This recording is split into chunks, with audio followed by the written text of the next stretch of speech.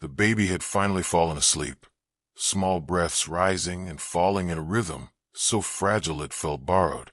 His mother sat in a stiff plastic chair, back bowed, her head resting against the shoulder of a man she did not know. Around them, the airport hummed, announcements droning, footsteps echoing, but for a single fragile moment, there was only stillness. His shoulder was firm, warm, steady in a way she hadn't felt in years. Her baby's weight pressed between them, a tiny barrier, and yet the bridge that made the silence possible. It was a moment so ordinary that it should have dissolved unnoticed, and yet it lingered, as if the world had drawn a circle of quiet around them. But that was not where it began. To find its beginning, you would have to trace back a few hours, to the weary figure of a man who walked through the gate with a sleeping child in his arms. His name was Elias. His jacket had been mended twice, his boots scuffed by years of use, but he carried himself with the kind of quiet strength that didn't need polish. He was a single father, and in his arms his daughter slept with her small face buried against his chest, one hand clutched tight around a frayed stuffed rabbit.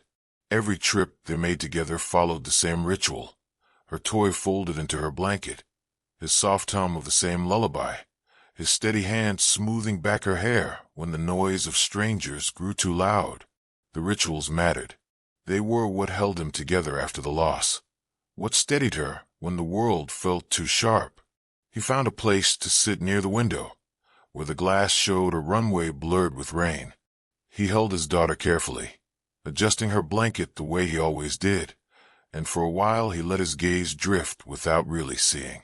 Airports had always made him feel small, and yet here he was again, waiting for the next connection that would carry him forward.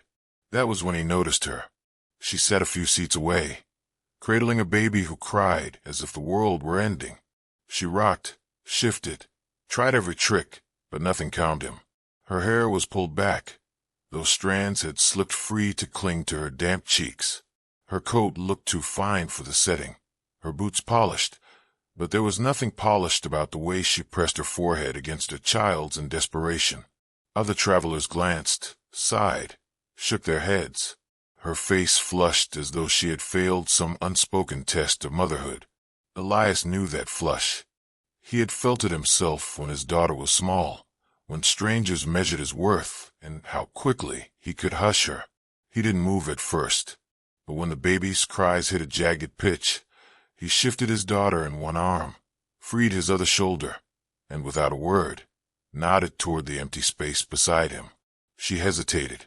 Pride stiffened her spine, but exhaustion was heavier than pride, and after another minute she crossed the space, lowered herself beside him, and let her baby's small frame settle. Elias tilted just enough, offering his shoulder. She resisted still, until her body betrayed her and leaned. The baby whimpered once more, then went silent as Elias began to hum. It was the same tune he had hummed to his daughter when she was an infant, soft and steady, a thread woven through years of long nights. Now it filled the small space between them, and the baby stilled, eyes fluttering closed. Her name was Isla, though he didn't know it yet. She turned her face slightly toward him, startled by the ease of it, by how a stranger could calm what she could not. Her lips parted as if to speak, but no words came. For long while they sat in silence, his daughter slept, her baby slept. Between them, the fragile piece of two lives that had nearly unraveled. Later, when words did come, they came in fragments. Elias mentioned that his wife had passed years ago, leaving him to raise his daughter alone. He didn't elaborate, didn't dramatize. The truth lived in the steady way he adjusted the child's blanket, in the roughness of his voice when he said, "We manage." Isla said almost nothing of herself. She gave her name. That was all.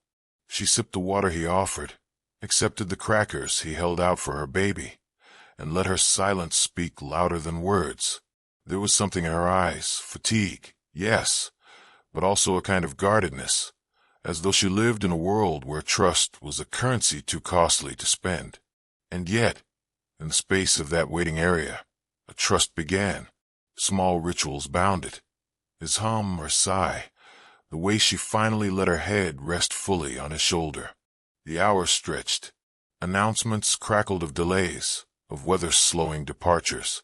Passengers shifted, muttered complaints. Elias noticed something then. Airport staff glancing toward her. Whispers exchanged. The quick straightening of posture when they passed by. Her phone buzzed again and again, screen lighting with messages she didn't open. He saw the way she slid it into her purse, as though trying to bury a part of herself. He didn't ask. He had lived long enough to know that sometimes silence was the greatest kindness. When the delay was announced again, a staff member approached with polite urgency, addressing her as Miss Calder. Elias blinked. The name carried weight. Even he recognized it faintly. She wasn't just a tired mother traveling alone. She was someone important, someone who carried more than exhaustion. She carried ownership of the very planes outside those rain-blurred windows. She turned quickly to him, saw the flicker in his eyes, and whispered, "You knew." He shook his head, adjusting his daughter's blanket again. "I only knew you were tired." The words rooted deep. She felt something stir, something she hadn't felt in years. She wasn't a title here, not with him. She was simply a mother whose baby cried too long, who leaned against a stranger because she had no one else. When boarding was finally called, fate placed them side by side. She had power enough to change seats, to build walls again, but she didn't. She sat near him, her baby nestled close, and for the first time in a long time, she spoke honestly. She told him how the airline had been her father's, how she had inherited it, and with it the weight of expectations that smothered her. How no one saw her anymore, not as Isla, but as Calder, the owner, the executive. She lived in glass offices, surrounded by people who bowed, but never cared. Elias listened without interruption. He didn't try to solve, didn't offer advice. He simply let her words fall into the quiet between them, and when she paused, he said only, "It's heavy, carrying more than what's yours to bear."